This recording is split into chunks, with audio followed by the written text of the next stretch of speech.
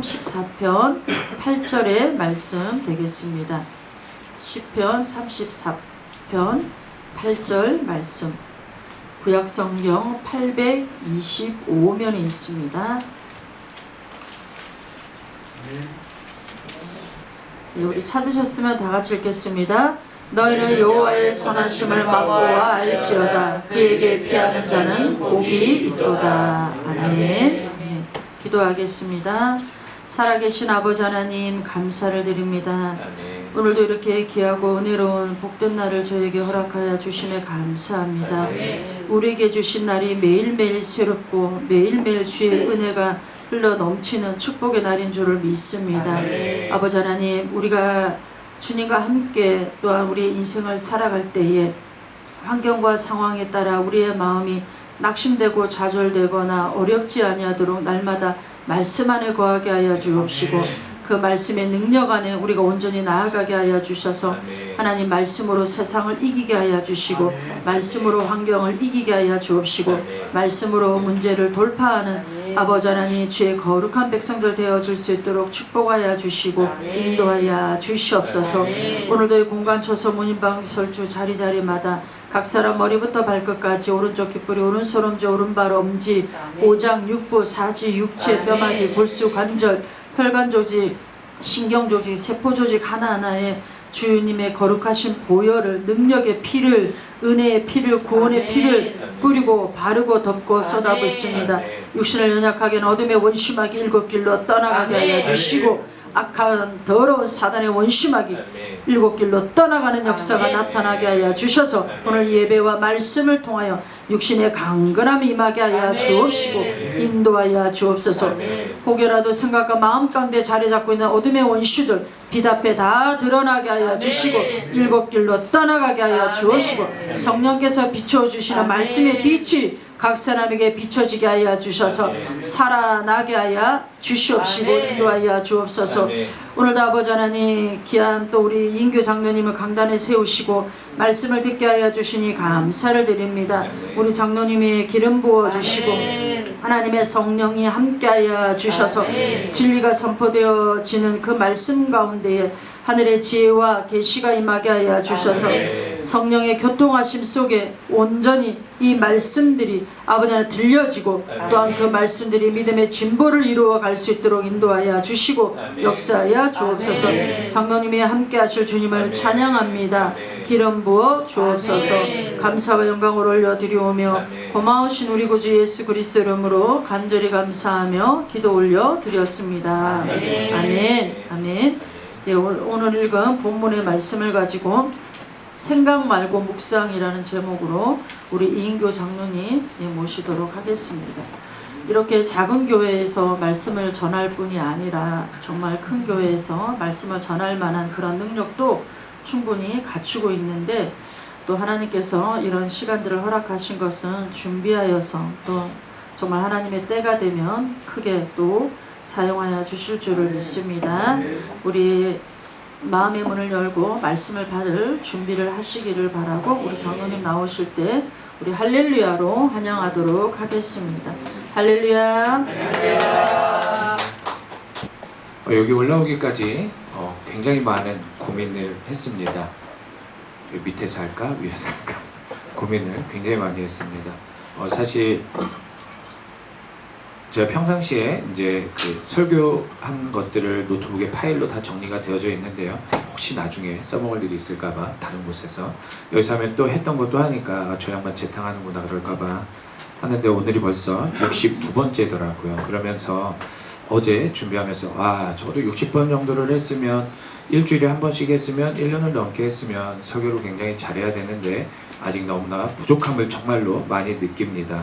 그리고 제가 보통 설교를 할 때 그냥 큰 제목들만 이렇게 적어놓고 그냥 자연스럽게 얘기하듯이 여러분 앞에서 설교를 하는데, 오늘은 토시 하나 틀리지 않고 한번 써봤습니다. 그걸 어제 토시를 계속 쓰고 하다 보니까 한 10시간 넘게 준비했던 것 같아요. 막 앞뒤를 바꿔보기도 하고 집이 너무 더워서 카페 가서 5,000원짜리 커피 한 잔 마시면서 준비되고 했던 것 같은데요. 오늘 하나님께서 여러분에게 주시고자 하는 메시지가 그대로 다 잘 전달되어지기를 또한 간절히 바랍니다.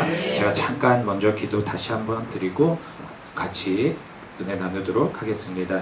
사랑의 하나님 감사합니다. 이 부족한 자 세우심에 아버지 하나님의 은혜에 진심으로 감사드립니다. 아버지 하나님 무엇보다 간절히 바라고 엉키는 아버지 하나님 부족한 자의 입술로 주님께서 또한 세우신 줄 믿습니다.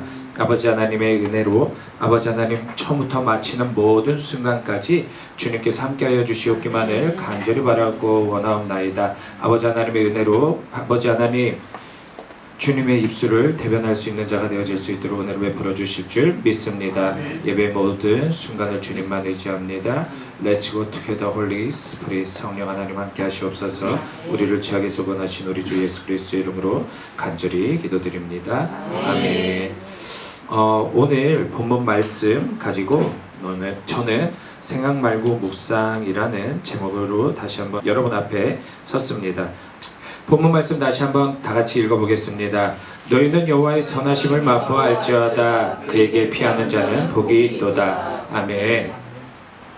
과학자들이 밝혀내기를 하루에 평균 사람들이 생각하는 건수를 체킹을 해봤다고 해요. 아마 이제 사람마다 다 다르기는 하겠죠. 그런데 무려 7만 건을 생각한다고 합니다. 굉장히 많은 생각을 하죠.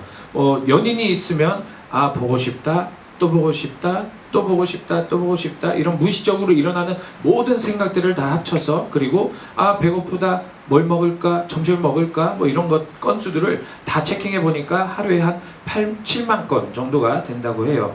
근데 그 중에 정말 내가 선택까지 이루어지고 자의적으로 하는 생각의 건수는 2,000건 정도 되어진다고 합니다. 그러면 여기서 빼기 하면 68,000건 정도는 그냥 무의식적에서 일어나는 생각들일 뿐인 거예요. 그리고 그냥 자동적으로 그냥 계속 일어나는 생각인 거예요. 그러면 2,000가지 정도가 내가 의식을 하고 뭔가를 하기 위해서 구체적으로 생각을 하게 되어지는데, 세상 사람들은 그렇다 치더라도 우리 크리스찬들은 하루에 몇 번 하나님을 생각하고, 몇 시간 하나님을 생각하고, 몇 번 성경 말씀을 읽고, 몇 번 성경 말씀을 묵상하는지 한 번쯤은 되돌아봐야겠다라는 생각이 많이 들게 되었습니다. 우리는 흔히 가볍게 말하는 사람을 보거나 아니면 혹은 사회 통념에서 조금 벗어나서 이상한 알 수 없는 행동들을 하는 사람들을 보고 흔히 이런 말을 잘합니다. 어떤 말을 하죠? 네, 현우 청년. 그래요. 원색적으로 뭐 XS노 뭐 그래요. 또 어떤 말을 할 것 같아요?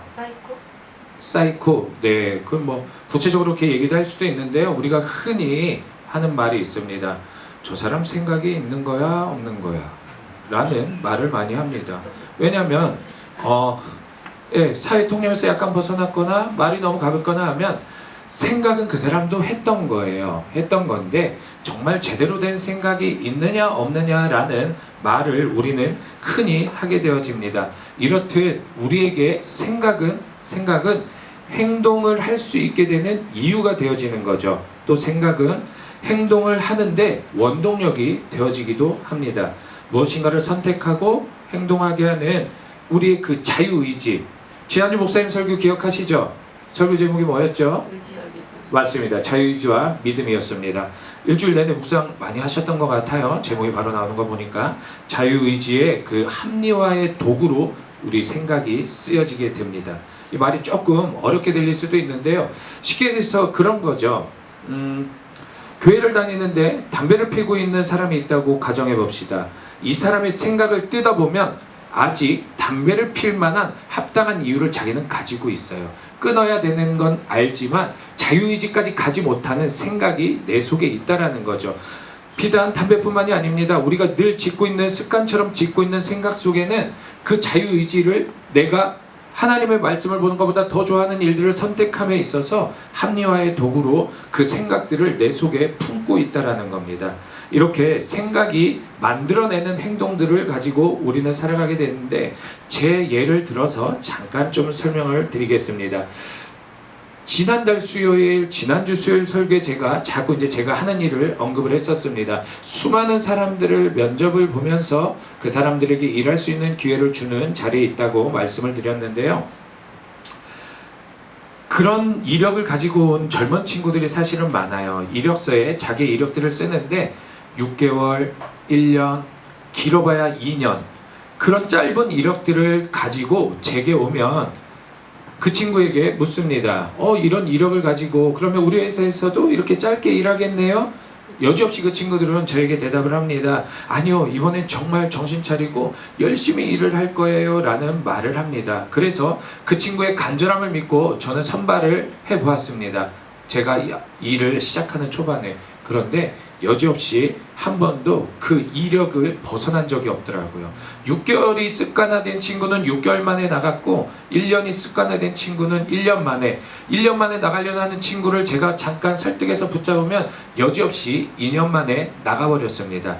이런 경험에 의해서 또 저는 생각을 하게 되어지죠. 이력은 거짓말을 하지 않는구나. 이력이 짧은 친구들은 절대 선발해서는 안 되겠구나 라고 제 머릿속에는 생각이 굳어져 버립니다. 그러다 보니까 요새는 그런 짧은 이력의 젊은 친구들을 선발하지 않습니다. 오히려 경력이 단절된 여성분들, 가정주부인 분들을, 간절한 분들을, 지점장님들을 설득해서 선발합니다. 그러면 일을 얼마나 잘하는지 모릅니다. 또 중년에 되신 분들도 지점장님들은 부담스러워합니다. 자기보다 나이가 많아서. 근데 설득해서 일단 투입을 시킵니다. 일을 얼마나 잘하는지 모릅니다. 제게는 나중에 감사하다는 얘기들을 오히려 많이들 하십니다. 그런데 이런 제 행동, 짧은 이력에 경력을 가지고 온 친구들을 선발하지 않는 이 제 행동이 과연 옳은 것일까요? 아니면 실패가 없는 최선의 행동이었을까요? 이걸 곰곰이 생각해보면 적어도 중년의 남성이 어떤 사람들에게 일할 자리를 줄 수 있는 자리에 앉아서 사회의 어른으로서 이제 돌아온 탕자들, 쉽게 얘기해서 정말 철부지처럼 사회생활을 하다가 이제 마음 먹고 열심히 하려고 하는 청년들에게 기회조차 주지 않는 일을 저는 하고 있는 건지도 모릅니다. 때로는 정말 진주 같은 변해져 있는 그 사람들을 이력만 가지고 놓칠 수도 있는 결과가 발생될 수도 있습니다. 이렇게 생각은 자유의지를, 나의 행동들을 자극해서 결국 내 모든 종합적인 이루어지는 행동들을 나타나게 되어지는데요. 이렇게 생각의 몇 가지 특징들을 제가 그동안 신앙생활을 하면서 몇 가지 좀 발견을 하게 되어졌습니다. 그 중에 하나가 첫 번째로 생각은 자석 같다라는 생각이 너무나 많이 듭니다. 이 얘기는 여러분도 한번 쉽게 이해가 되실 겁니다. 의심이 한번 들어오면 계속 의심의 눈으로 그 사람을 쳐다보고 의심의 거리를 찾습니다. 그 사람에 대해서 미움이 한번 들어오면 미움의 눈으로 내가 싫어해야 할 만 가지 이유를 그 사람에게서 찾아냅니다. 얼마든지 찾을 수 있습니다. 그래서 그 미움의 마음을 품고 살아가는 사람도 우리는 많이 봤습니다. 하는 말마다 부정적인 사람 많이들 같이 대화해 보셨죠? 그 사람의 생각을 곰곰이 엿볼 수 있는 것이 생각인데요. 그 사람의 말을 곰곰이 들여다보면 얼마나 부정적인 것으로 가득 차 있는지 모릅니다. 미움이 무임을 불러일으키고, 그렇죠? 의심이 의심을 불러일으키고, 또 부정이 부정을 계속 불러일으키더란 말입니다. 그러면 반대로 우리에게는 말씀이 있으면 말씀이 계속 말씀을 불러일으킨다는 역설도 가능하겠지요. 사실 우리의 삶은 그렇게 되어져야 할 거라고 저는 생각합니다. 그래서 이렇게 자석과 같은 생각에 사람들이 자신의 모든 행동에, 즉 자유의지로 발동되는 선택에 제한을 두게 됩니다. 그러다 보니까 이 선택의 제한은 또 뭐에 제한을 두게 되냐면 도전을 할 수 있는 일들에 제한을 두게 됩니다. 이 도전의 제한은 결국 발전의 제한을 이루게 됩니다. 그래서 그 자리에 머물러 있거나 뒤로 후퇴하게 만드는 사단의 전략이, 우리 생각을 늘 공격하는 전략이 숨어 있음을 우리는 알아야 합니다. 요한복음 8장 32절입니다. 요한복음 8장 32절. 요한복음 8장 32절. 이거는 우리가 암송해도 되겠죠? 아멘. 진리를 알지니 진리가 너희를 자유롭게 하리라. 아멘. 우리가 붙잡을 말씀은 이 말씀일 것입니다. 우리의 생각에 자석 같은 생각, 자꾸 밀밀듯 미움이 들어오건 불안이 들어오건 우리가 원치 않는 생각들이 물묻듯 들어올 때는 진리를 알지니 진리가 너희를 자유롭게 하신 우리 예수님의 말씀을 붙잡고 우리의 생각을 자꾸 말씀에 비추어 아닌 것들은 끊어내고 버려낼 수 있는 힘이 있는 우리 복개 성도님들이 되시길 간절히 바랍니다. 두 번째 특징이었습니다. 생각은 경험에 큰 영향을 받더라라는 것입니다. 이 얘기는 지난주 우리 목사님도 비슷하게 말씀을 하셨습니다. 경험에 큰 영향을 받습니다. 제가 좀 전에 앞서 설명드렸던 일이 마찬가지입니다. 이력이 짧은 친구들을 뽑아놔서 계속 실패를 했더니 이제는 그 일을 하지 않고 진주가 됐건 뭐가 됐건 그 이력이 나쁘면 저는 선발하지 않으려고 하는 마음으로 그 친구들을 면접을 봅니다. 어느 날 제가 면접을 보다가 깜짝 놀랐습니다. 이 친구를 이력만 보고 선발하지 않을 갖가지 이유들을 찾아내고 있더라는 거죠. 우리가 흔히 속담에 이런 속담이 있죠. 하나를 보면 열을 안다. 이 속담이 진리인 것처럼 우리가 흔히 너무나 많은 오류를 범합니다. 어떤 조직에 속해 있는 한 사람이 실수를 했다고 칩시다. 그러면 우리는 흔히 저 조직에 있는 사람들은 다 저럴 것이야 라고 흔히 오류를 범하고 말을 잘못하는 경우들이 너무나 많습니다. 그런데 하나를 보면 열을 안다. 맞는 말씀일까요? 맞는 말일까요? 맞을 때가 있고 맞지 않을 때가 있습니다. 이 분별을 하는 것이 지혜라고 저는 생각을 합니다. 그런데 이 분별이 쉽던가요? 쉽지 않습니다. 이 분별은 지혜는 근본은 하나님이기 때문입니다. 늘 하나님을 묵상하고 하나님의 인도하심을 받는 자들에게는 이 지혜가 있습니다. 세상 사람들은 지혜라는 말은 쓰진 않을 수 있으나 이런 말을 쓸 수 있습니다. 아, 저 사람 참 센스 있다. 센스 있다. 그래서 직장 다니는 크리스찬들, 하나님의 말씀을 묵상하면서 일하는 크리스찬들은 이 얘기를 자주 들어야 됩니다. 아, 저 사람 지혜로워. 저 사람 센스 있어. 말을 잘 들어야 된다고 저는 개인적으로 생각합니다.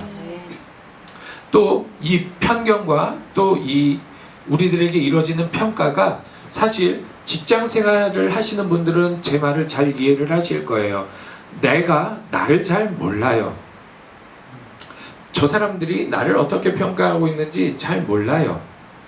그런데 내 귀에만 안 들어오고 내 주변 사람들은 내 모든 평가가 이미 다 이루어져 있고 끝나 있습니다. 끝나 있습니다.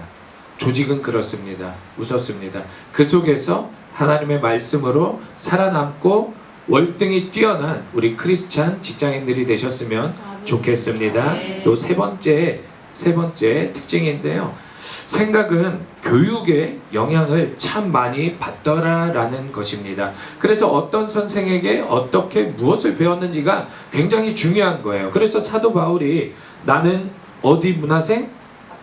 가말리엘 문화생? 네, 그걸 자랑했던 이유가 너무나 잘 가르치는 대선생님이었던 거죠. 그렇기 때문에 그것을 자기를 설명하는 글에 가말리엘 문화생을 특징적으로 썼던 겁니다. 교육의 궁극적인 목적들이 있습니다. 여러 가지가 있지요. 우리가 학생들 어린 시절부터 교육해오는 여러 가지 목적들이 있는데요. 저는 개인적으로 생각하는 교육의 궁극적인 목적 중에 하나가 제일 중요한 게 사람에게 왜라는 질문을 불어넣는 것이 교육의 출발이라고 저는 생각합니다. 이거는 교회 안에서 성경을 대할 때도 설교를 들을 때도 마찬가지라고 저는 늘 생각을 합니다. 생각할 수 있는 힘을 불어넣어서 각자의 개인과 또한 조직, 사회, 국가의 발전을 이뤄낼 수 있는 게 왜라는 생각에서부터입니다. 간단하게 생각해 보시면 우리가 편하게 쓸 수 있는 모든 도구들은 발명해낸 사람들은 왜라는 생각에서부터 시작을 하게 되어졌습니다. 우리 김범인 권사님이 은행에서 이제 막 신입생들이 들어오면 신입 직원이죠. 신입생이 아니고 신입 직원들이 들어오게 되어지면 이제 중간쯤 되는 친구들이 그 친구의 사수가 돼서 일을 가르칩니다. 그리고 나서 어느 정도 기간, 이제 훈련 기간이 끝나고 나서 일을 실전에 투입하고 나면 정말 잘 배운 친구는 일을 정말 잘하고요. 정말 잘 배우지 못한 친구는 그 앞서 배운 친구의 일을 그대로 답습하면서 하고 있더라고 얘기를 합니다. 이건 어쩔 수 없어요. 사람들이 모르는 걸 배웠기 때문에 그대로의 일을 답습합니다. 그러면서 이 친구를 혼낼 때 꼭 물어본다고 하죠. 너는 왜 일을 이렇게 하니? 왜 이렇게 하니? 그 일 못하는 친구들의 답은 한결같습니다. 이렇게 배웠습니다. 그러면 일을 이렇게 하려고 생각은 안 해봤니? 라고 물어보면 대답을 못한다고 해요. 왜냐하면 배우면서도 고스란히 받아들이고 그 사람이 옳은 것처럼 맞은 것처럼 받아들이는데 심지어 학교에서는 더하지요. 그것이 우리나라 지금 교육의 문제점에서도 여실히 드러난다라고 저는 생각이 되어집니다. 제가 지난 수요일날 빠지셨던 분들이 있어서 다시 한번 설명을 드리는데요. 유태인 부모님들은 자녀가 학교에서 돌아오면 오늘 학교에서 무슨 일 있었니? 즐거운 일 있었니? 선생님이 잘 가르쳐줬니? 이런 거 묻지 않는다고 알려드렸습니다. 유태인 부모들은 자기 자녀들에게 오늘 너는 학교 선생님에게 어떤 질문을 했니? 라고 물어본다고 말씀드렸습니다. 아울러 유태인들에게는 질문하지 않는 자에게는 가르치지도 말라라는 속담이 있을 정도로 그들은 왜라는 질문에서 시작해서 성경을 연구하고 또 하나님을 알아가려고 하는 일들에 전심전력을 쏟는 것을 그 민족의 특징으로 볼 수 있습니다. 그러기에 그들의 머리가 세계 상위를 유지할 수 있는 비결이라고 저는 생각을 하게 되어집니다. 우리나라 학교의 교육의 문제 잠깐 말씀을 드리자면 가장 심하게 문제가 있었던 것이 역사 왜곡이죠. 그 중에 우리가 가장 최근에 봤던 영화 중에 가슴을 시원케 했던 영화가 있었습니다. 다큐멘터리 영화였죠. 이승만 대통령을 다룬 건국전쟁. 우리 학생들에게 대부분 이승만 대통령을 물어보게 되어지면 6.25가 났는데 바로 도망간 대통령, 계속 대통령 하려고 국민들을 속인 사람, 이런 사람으로밖에 취급을 하지 않습니다. 그런데 그 건국전쟁 안에 우리가 알고 있는 이승만 대통령이 여실히 그대로 드러나 있습니다. 기독교 입국론으로 이 나라 이 민족을 정말 하나님의 제사장된 국가로 세우려고 했던 유일한 크리스찬 대통령이라고 저는 생각을 합니다. 그런데 이전에 배운 교육으로 인해서 그 건국전쟁을 봤다고 잘못된 생각을 갖고 있는 친구들이 변할까요? 저는 약간 미지수라고 생각이 되어집니다. 그래서 우리가 갖고 있는 생각에는 잘못 배운 교육들이 너무나 많이 영향을 미치고 있다고 저는 생각합니다. 자유의지의 원동력, 자극제가 생각이라는 말씀을 제가 잠깐 세 가지 특징을 들어서 짧게 설명을 드렸는데요. 이런 자기들만의 생각을 가지고 살아가는 사람들을 성경 안에서는 이렇게 묘사하고 있습니다. 사사기 17장 6절입니다. 우리 너무나 잘 알고 있는 말씀입니다. 사사기 17장 6절. 너무나 많이 읽은 말씀입니다. 사사기 17장 6절. 한 목소리를 읽겠습니다. 그때에는 이스라엘의 왕이 없었으므로 사람마다 자기 소견에 오른 대로 행하였더라. 아멘. 여기 기록된 왕이 사울왕, 다윗왕, 솔로몬 왕이다 라고 생각하시는 분 아무도 없으시지요? 왕이 없었으므로 이 뜻은 내가 너희의 왕이 되어줄게 라고 말씀하셨던 하나님을 기록한 겁니다. 이스라엘 백성이 하나님을 왕 대우하지 않고 살아간다라고 기록한 것입니다. 왕 대신 하나님의 말씀을 듣지도 않고 알려주시는 그 하나님께 묻지도 않고 자기들 마음대로 살았다라고 짧게 한 문장으로 기록한 것입니다. 이렇게 자기 소견 옳은 대로만 살아간 것의 끝이 무엇인가요? 그 끝. 우리는 사사기서를 보고 명백히 알 수 있습니다. 계속 쌓여진 죄악 위에 파멸뿐이었고 멸망뿐이었음을 우리는 똑똑히 기억해야 합니다. 이 역사는 국가에 대한 기록뿐만이 아니라 각 개개인에게도 반드시 이루어지고 있는 것이 너무나 무서운 말씀입니다. 우리가 내 옳은 생각대로 살아가는 거 그 끝은 멸망이고 파국이고 지옥행임을 알아야 된다라고 말씀드리고 싶습니다. 마틴 루터가, 우리 목사님도 전에 말씀하셨죠. 마틴 루터가 이런 얘기를 합니다. 내 머리 위로 새가 날아다니는 것을 막을 수는 없지만 그 새가 내려와서 내 머리에 둥지를 트는 일은 막아야 합니다 라고 얘기를 했습니다. 그런데 사실 너무나 많은 크리스찬들이, 저 포함입니다, 크리스찬들이 때로는 환경 앞에, 때로는 내 무기력함 앞에 정말로 여지없이 그 생각들에 힘을 합쳐서 무너지고 나약한 모습들을 너무나 사실 우리는 많이 겪었습니다. 우리는 그것, 불화살처럼 쏘아대는 그 수많은 생각들, 밀려온 파도 쓰나미처럼 밀려오는 그 생각들을 사실 거부할 힘도, 이겨낼 생각도 사실은 우리는 많이 연약한 존재로 살아갑니다. 마지막으로 답을 한번 내보도록 하려고 합니다. 그럼 우리는 어떻게 해야 할까요? 과연 어떻게 해야 할까요? 그 답을 오늘 제목처럼 생각하지 말고 묵상합시다 라고 저는 주제를 들고 나왔습니다. 수많은 생각의 길, 또 그 선택의 길에서 우리가 할 수 있는 최선의 선택이 말씀 묵상이라고 말씀드리는 겁니다. 요한복음 14장 6절입니다. 요한복음 14장 6절. 아멘. 다 같이 한 목소리로 읽겠습니다.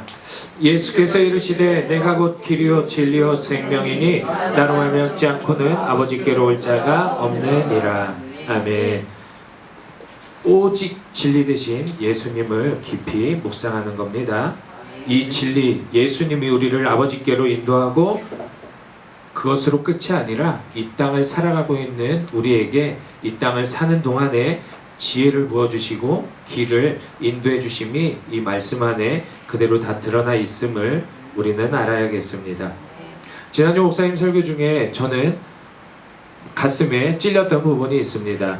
당신들은, 여러분들은 영적 루틴이 있습니까?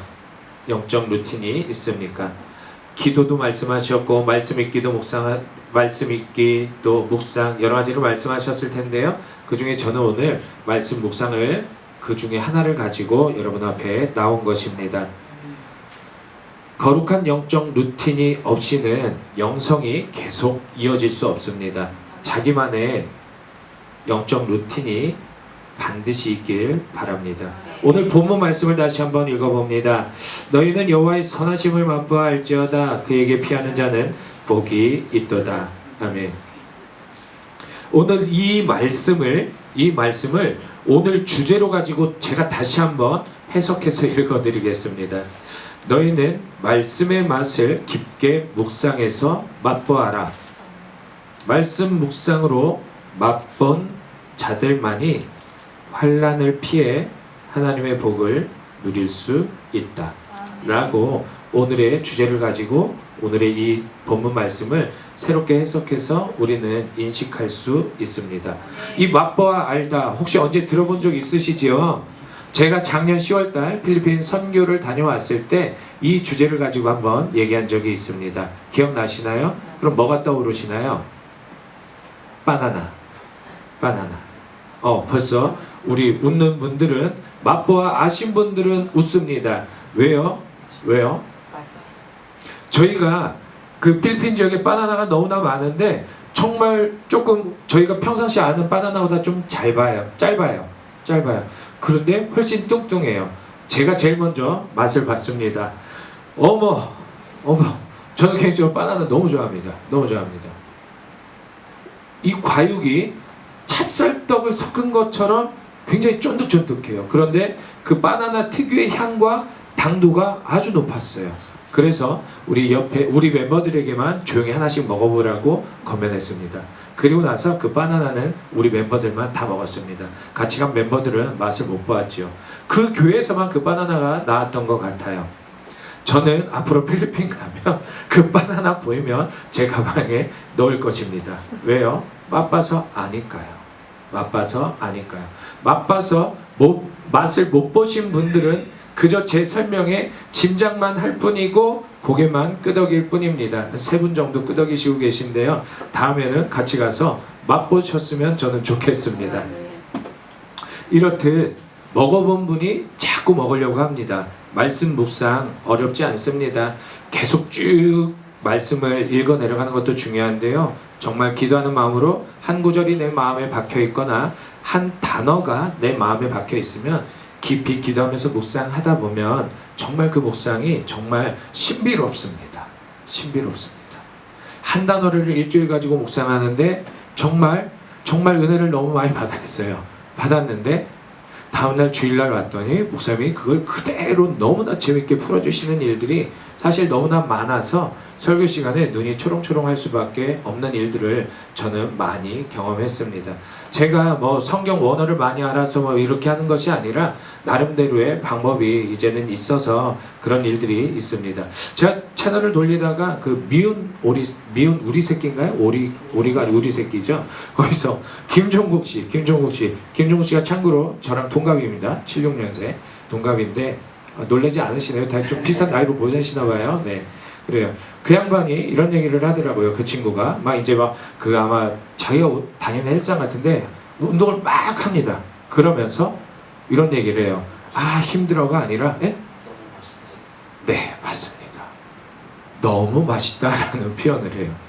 한 부위의 운동을 집중적으로 막 하면서 아, 오늘 맛있게 먹었네, 아, 너무 맛있네, 이 말을 하더라고요. 그래서 이게 보니까 요새 운동하는 사람들의 유행어기도 해요. 오늘 맛있게 먹었니? 뭘 먹었니? 하면 뭐 상체를 먹었니? 하체를 먹었니? 그 먹었다라고 표현을 하더라고요. 그 사람들 운동 루틴이 있더라고요. 보니까 그래야 이제 근육을 키우고 운동을 재밌게 하는 방법인데 이것도 중독된 사람들이 그 표현을 하는 겁니다. 그런데 우리는 성경 말씀을 보면서 아, 맛있다, 꿀송이처럼 달지는 않더라도 아, 맛있다는 한번 느껴봐야 되지 않겠습니까? 그러기 위해서 묵상에 시간을 쏟아야 되는 것 같습니다. 많은 분들, 저희 교회뿐만이 아니라 제가 예전에 다녔던 중독교회에서도 많은 분들과 얘기를 나눠보고 했습니다. 역시 나눠보면 깊은 묵상을 하는 분들은 말이 그렇게 많지 않더라도 그 묵상한 것들이 간간히 툭툭 말에서 배어나와요.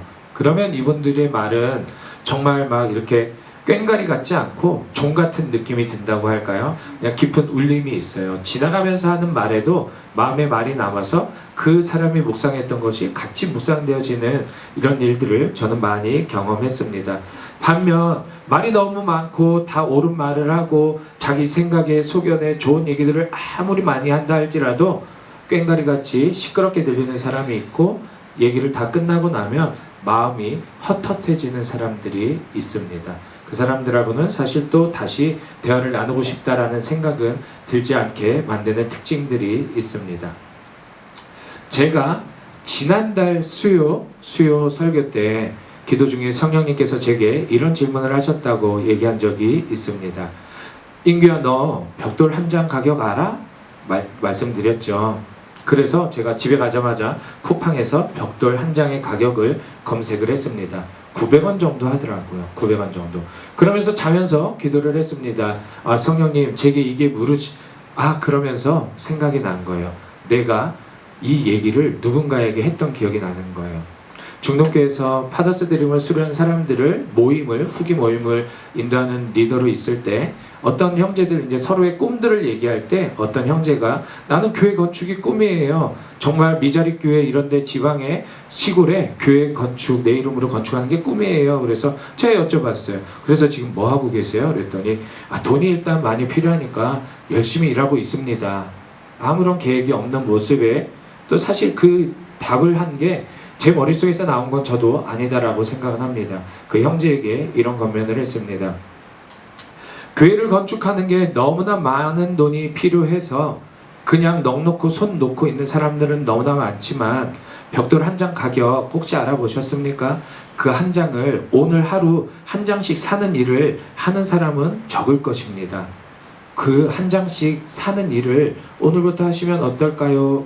얘기했을 때 그 형제가 너무나 놀래서 아마 지금도 하고 있는지는 제가 알아보지는 않았지만 근데 그 말을 해줬던 제게 다시 질문이 되돌아오는 사건이었습니다. 하나님, 그러면 나도 이제 필리핀에 교회를 세워야 하고 스리랑카에 교회를 세워야 돼서 벽돌 한 장씩 사야 될까요? 라고 했을 때 또 잠잠하신 거예요. 이 말씀을 준비하면서 알았습니다. 이 얘기는 우리 남성 모임에도 잠깐 나눴죠. 그래서 각자에게 혹시 성령님이 이렇게 물어보신다면 벽돌, 나의 인생에, 내 지금 삶에 벽돌 한 장은 무엇일까 한번 고민해 봤으면 좋겠습니다. 다음 시간에 우리 나눠봅시다 했는데 그 이후로 남성 모임이 없어서 답은 들어보지는 못했습니다. 말씀을 준비하면서 알게 되어졌습니다. 벽돌은 집을 짓는데 필요합니다. 잘 구워진 벽돌이 필요합니다. 그 잘 구워진 벽돌 한 장이 무엇이냐면 내가 정말 맛있게 먹은 말씀 한 절이더라고요. 내가 정말 심도 깊게 묵상해서 내 삶에 영향을 미치는 말씀 한 절이더라고요.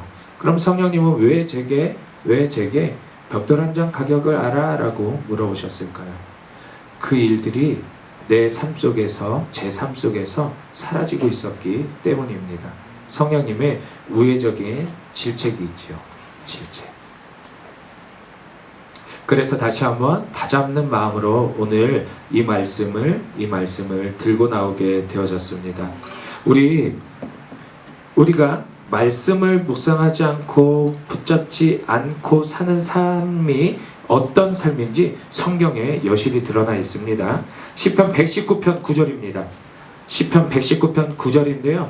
자신이 청년이라고 생각하시는 분들만 큰 목소리로 읽어보십시오.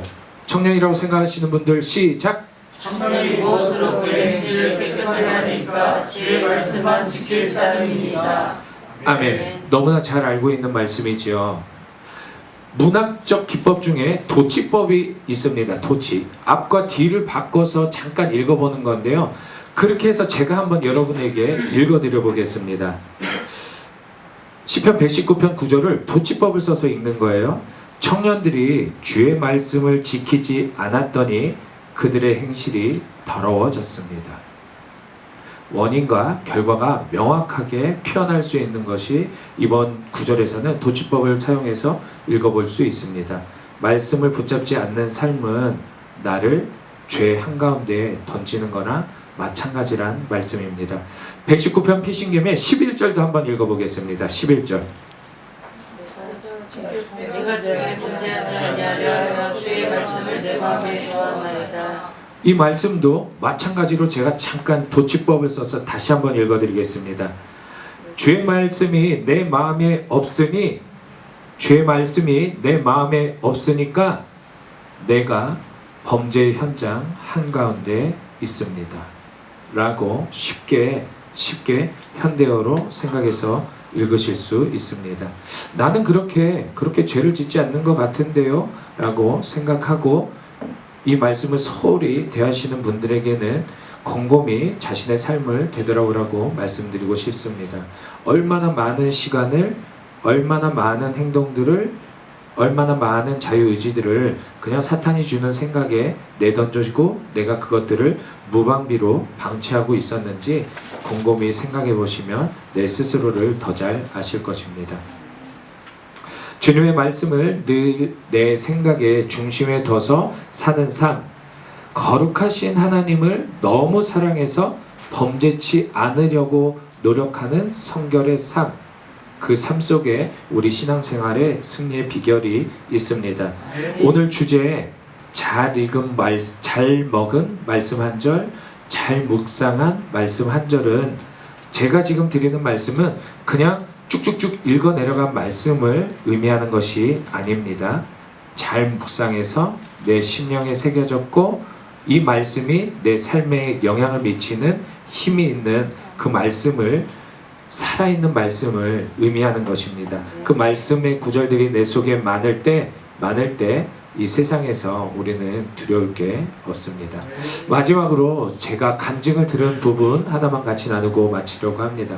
한 30년 넘게 목회하시다가 은퇴하신 분의 간증을 듣게 되었어요. 목사님이, 남성 목사님인데 한 30년 넘게 하셨던 것 같아요. 신학교 졸업하자마자 뭐 이렇게 하셨을 테니까.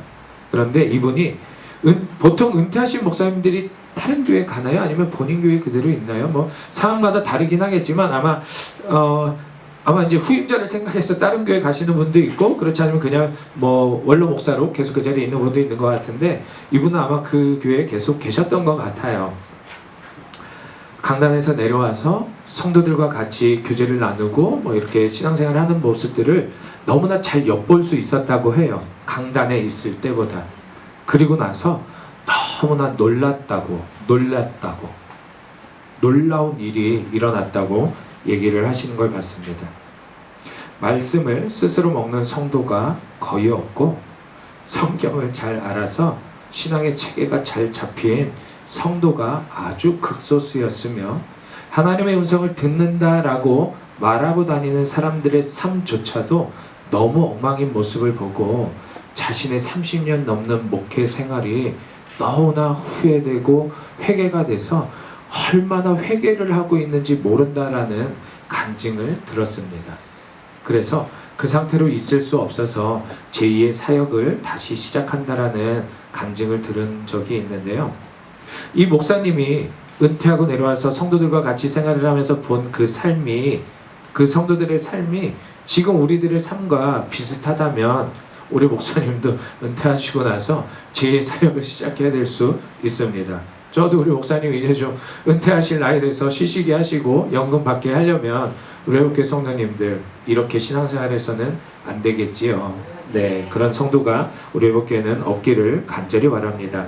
그래서 구체적으로 저는 항상 이제 구체적인 대안을 내놓기를 좋아하는데요. 제가 주로 쓰는 방법입니다. 여러분에게 권면하는 방법은 어떤 말씀을 묵상해야 될지 모르겠다. 말씀을 읽어 내려가는 도중에 이 말씀이 내 속에 박힌 건지도 잘 모르겠다. 어떻게 묵상해야 되는지 잘 모르겠다 싶으신 분들은 가장 좋은 방법이 목사님의 주일 설교를 일주일 내내 묵상하는 겁니다. 제가 예전에 이 얘기는 전해드렸던 적이 있는데요. 우리 목사님께 여쭤본 적이 있습니다. 중동교회에 있을 때요. 목사님, 오늘이 마지막이라면 어떤 설교를 하시겠습니까? 라는 아주 이 우문에 현답을 답하셨습니다. 저는 늘 이 강단이 마지막이라고 생각하고 설교 준비합니다 라고 대답을 하셨습니다. 저는 아마 그 설교, 마지막 설교의 내용이 궁금했을 것이고, 그렇죠? 근데 무의미하죠, 사실. 근데 목사님은 늘 그 마지막 같은 마음으로 준비하신다고 하셨는데, 제가 지금까지 10년 넘게 지켜온 우리 목사님의 설교는 그러하셨습니다. 너무나 담백했고 너무나 맛있었고 제게는 그랬습니다. 그래서 일주일 내내 묵상하기에 너무나 좋습니다. 우리 목사님은 수요일, 금요일 기도에 있으면 쭉쭉쭉 계속 설교를 하셨겠지만 제가 굳이 왜 주일 설교를 말씀을 드리냐면 주일 설교는 성격이 조금 다릅니다. 왜냐하면 수요일은 그래도 믿음이 있는 분들이 나오고 금요일은 그래도 더 믿음이 있는 분들이 나오고 기도회는 그래도 더 믿음이 있는 분들이 나와요. 그래서 말씀이 딱딱하건 연하건 상관없이 편하게 프리하게 하실 수 있지만 주일은 조금 성격이 다릅니다. 신앙이 이제 막 자라려고 하는 어린아이 같은 신앙부터 장년 같은 장성한 믿음의 분량에 이른 사람까지 다 한자리에서 예배를 드립니다. 성령님이 역사가 저는 다르다라고 말씀드리는 거예요. 주일 설교를 우리 목사님에게 주실 때 성령님의 역사가 주일 설교에는 조금 다르게 있어서 모든 성도가 묵상하기 좋은 말씀이 주일 설교다라는 말씀을 드리는 겁니다. 그래서 지난주 설교와 사실 지난주 자기의지와 믿음 편에 이어서 오늘 이 묵상에 대한 이 설교는 그냥 우리 목사님 설교가 본편이면 오늘 이거는 별책 부록으로 성도의 적용편으로 생각해서 이어서 들으셔도 사실 상관은 없습니다. 제가 사실 하얀 노트에 오늘 할 설교 내용들이 다 스크랩이 되어져 있었어요. 말세에 자신을 사랑하는 성도들의 특징이 어떻게 나타나지고 우리 삶에 대입해서 성도들에게는 과연 어떻게 나타나는가 하려고 정립이 되어져 있는 게 있는데 지난주 기도 시간에 이 말씀이 그냥 쭉 들어와 버려서 그냥 부모 말씀을 바로 우리 예지 디렉터에게 전해주고 이 말씀을 준비하게 되어졌습니다. 우리 성도의 삶으로서 정말 잘 장성해 나가려면 말씀밖에 없습니다. 우리 목사님 설교 늘 담백하다고 하지만 기도 말씀밖에 강조 안 하시잖아요. 그렇죠? 그 부분에 앞서서 이 말씀을 어떻게 맛있게 먹을 것인가 내 스스로 구체적인 결단들이 오늘 기도 시간에 저는 있었으면 좋겠습니다. 나는 언제 묵상을 하겠습니다. 나는 정말 앞에서 오늘 메신저가 얘기한 대로 주일 설교의 말씀을 어떻게 일주일 내내 묵상하겠습니다 라는 구체적인 결단이 오늘 기도 시간에 있었으면 좋겠습니다. 제가 생각하는 예배는요, 여러분은 어떻게 생각하시는지 모르겠지만 제가 생각하는 예배 그리고 제가 생각하는 설교는 불편해야 합니다. 불편해야 합니다.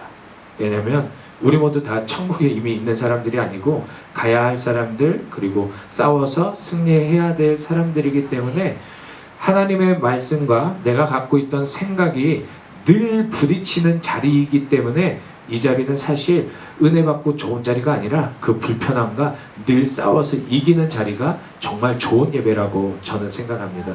여러분에게 잘하고 있습니다, 이렇게 하면 복 받습니다, 이 얘기는 얼마든지 다른 사람들도, 신앙의 초신자들도 다 전해질 수 있습니다. 그런데 불편한 얘기는 너무나 전하는 메신저도 힘이 듭니다. 그런데 그 속에 생명이 있고 말씀을 선택하는 길이 있기 때문에 생각과 말씀의 충돌 그 사이에 늘 말씀을 잡는 우리 회복계 성도님들이 되셨으면 좋겠습니다.